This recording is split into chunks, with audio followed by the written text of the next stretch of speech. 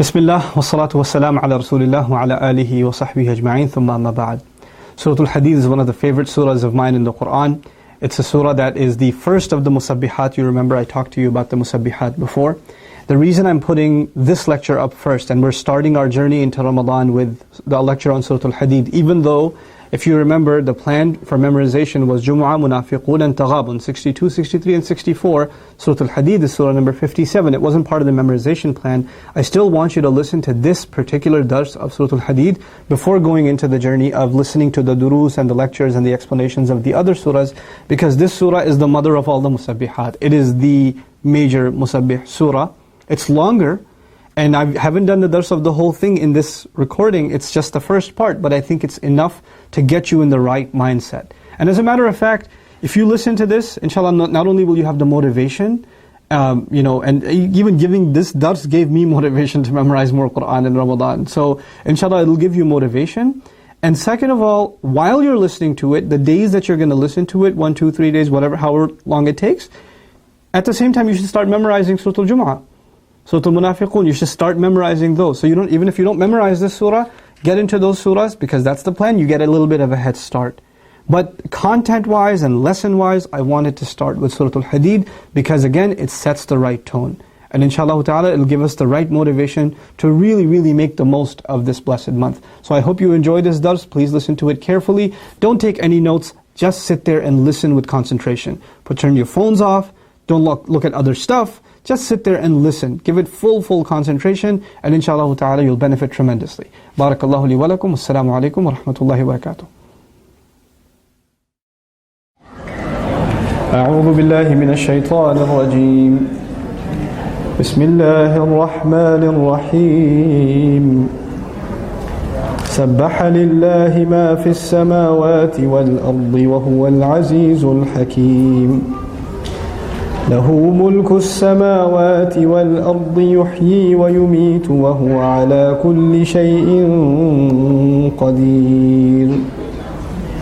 هو الأول والآخر والظاهر والباطن وهو بكل شيء عليم. هو الذي خلق السماوات والأرض في 6 أيام ثم استوى على العرش. يعلم ما يلج في الأرض وما يخرج منها وما ينزل من السماء وما يعرج فيها وهو معكم أينما كنتم والله بما تعملون بصير. له ملك السماوات والأرض وإلى الله ترجع الأمور.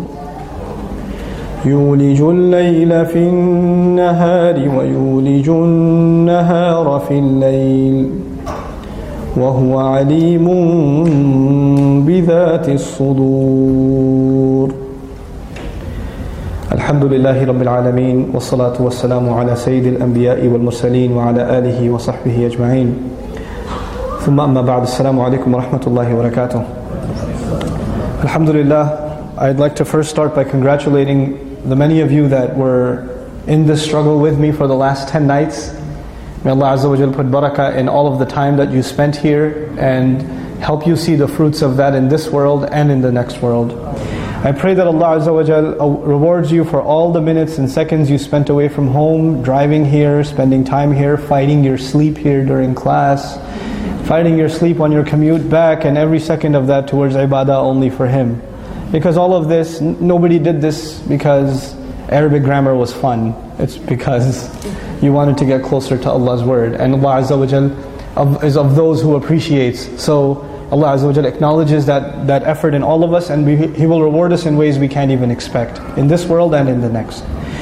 Now, in my conclusion, typically I give a talk, and it's been the same talk for 10 years. I give the same exact dars for 10 years at the end of a 10-day class, except this one. This is possibly the last time I'm teaching this class. Possibly. That's why I had it recorded. And I will give you some part of the dars I typically give at the end, but I want to spend more time actually sharing with you some ayat of the Qur'an that hopefully will serve as reflection for myself and for all of you, and really put things in perspective. There are two kinds of requirements for understanding the Qur'an. There are two kinds of requirements. I would even say understanding. Let's just say benefiting from the Qur'an. There are two kinds of requirements. The first kind of requirements, you can call them academic. Learning the Arabic language is an academic requirement. Studying tafsir is an academic requirement. Understanding the linguistic analysis and the tradition and all of that, all of these are academic requirements. They require you to study. Anything that requires you to study becomes an academic requirement. But more important than the academic requirements, there are certain psychological requirements. I mean, if you don't want to use the word psychological, you can even call them spiritual requirements for benefiting from the Qur'an. And those are the harder ones. As a matter of fact, somebody who's intelligent can learn the Arabic language in no time. They can study tafsir in no time, memorize even in no time, and understand and know a lot about Allah's book in very little time. But the psychological requirements, the attitude requirements, in really benefiting from the Qur'an, they are a lifelong struggle. They are something that you can meet at one point in your life and lose at a later point in your life. They are not something you get to keep.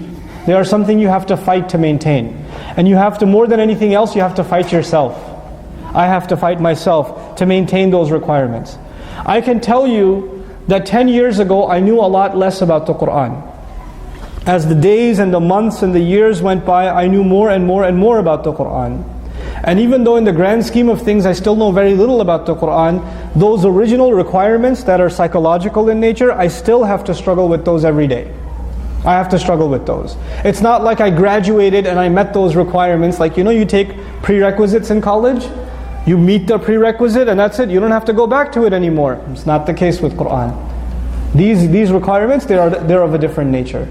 And the first of those requirements is understanding and reminding oneself every single time, why am I learning this? Why am I reading tafsir? Why am I learning Arabic? Why am I memorizing these ayat? What is the point of all of this? The intention behind all of this? And all of you know the cliche answer, and the cliche answer is, this is so I can have guidance. This is so I can have guidance. That's the, Qur'an is guidance. We study it for guidance. But that term is used so often that we actually don't understand what that really means. What does it mean that I'm asking Allah for guidance? What that means is that on a given day, every single moment of my day, I will be presented with choices. Should I stay in bed or should I wake up? Should I look there or should I look down? Should I talk back or should I stay quiet? Should I earn my money this way or should I find another job? Should I pursue this or should I leave those friends? Should I hang out with them or should I not hang out? Should I respond back to the text message or not? Choices, all the time, every second of the day, you and I are going to be faced with choices. When we ask Allah for guidance, we are asking Allah for the strength to make the right choices. That Allah empowers us because of His word to make the right choices. Guidance of the Qur'an, that's what that means. That's what that means. And I tell you, when you are ready and you're strong enough to make the right choice, like for example, I'll tell you an example. There are many sisters, for example, I'm not picking on sisters, relax, okay, calm down. But sister came up to me and said, I want to wear the hijab, but I can't. I'm not ready yet. And I said, you have to tell me what that means. I'm trying to understand, what does it mean when you say you're not ready yet? I'm not belittling your concern, I just want to understand. And she said something like, I feel like I'm not a good enough person, and if you wear hijab, everybody thinks you're a good person. And I don't want to give the impression that I'm such a righteous person. I want to be who I really am. So when I'm a better person, then I'm going to wear it. And I said, there is not going to ever come a day in your life that you will wake up and look in the mirror and say, hey, I'm a good person today. Finally, I've been waiting all this time to become a better person. Because that would mean you're self-righteous. And self-righteous people are the worst kinds of people. You and I will never be good enough. We're never going to be good enough to obey Allah. You still have to do it. If you're convinced it's something you have to do, you can't put it off. Why am I bringing this up now? Because guidance If you accept this book as guidance, if I accept this book as guidance, you know what that necessarily means? That necessarily means I'm going to have to change the way I make my choices. I am used to making bad choices. Get used to it. I just do it all the time. So I don't even think twice about it. I even start telling myself what shaitan keeps telling me. I start telling myself, what's the big deal? You're messed up anyway, but at least you do some other good things. Your good deeds should compensate for these bad things. Just do it, it's okay. Don't worry about it. Why are you so hard on yourself? Or the shaitan comes and tells you, you're messed up anyway, might as well just go, die partying. I mean, you're going to burn anyway, so might as well live it up for the little time you have left. And you start telling yourself that. Shaitan tells you that enough times that he leaves you on autopilot, and now you can tell yourself. He's not even doing waswasa to you anymore, you are enough to do waswasa to yourself. That's what happens to some people. That is why we have to recite the Qur'an and reflect on the Qur'an regularly, to fight those temptations, to fight those inclinations, to fight those voices inside us that lead us to failure, that lead me to failure and lead you to failure. And it doesn't matter if you're a student of knowledge, it doesn't matter if you're a scholar, a teacher, a student, an expert, a novice, doesn't matter. This will happen to all of us. This is going to happen to all of us. The size of the color of your hijab doesn't matter, the size of your beard doesn't matter. Your age doesn't matter. Shaitan will not spare any of us. He will come.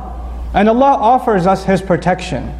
We recite Qur'an and we say, أعوذ بالله من الشيطان الرجيم. فإذا قرأت القرآن فاستعذ بالله من الشيطان الرجيم. You're going to recite Qur'an, seek Allah's refuge from shaitan. Two reasons for that. One, if you don't seek refuge of Allah from shaitan while you're reciting Qur'an, he will mess up your reading of the Qur'an. He will put waswasa in it, he'll distract you, you won't get the benefit you need to get. Two, one of the reasons you should recite the Qur'an is to get protection against shaitan. It is why Allah gave you this book. It is why Allah gave us this book.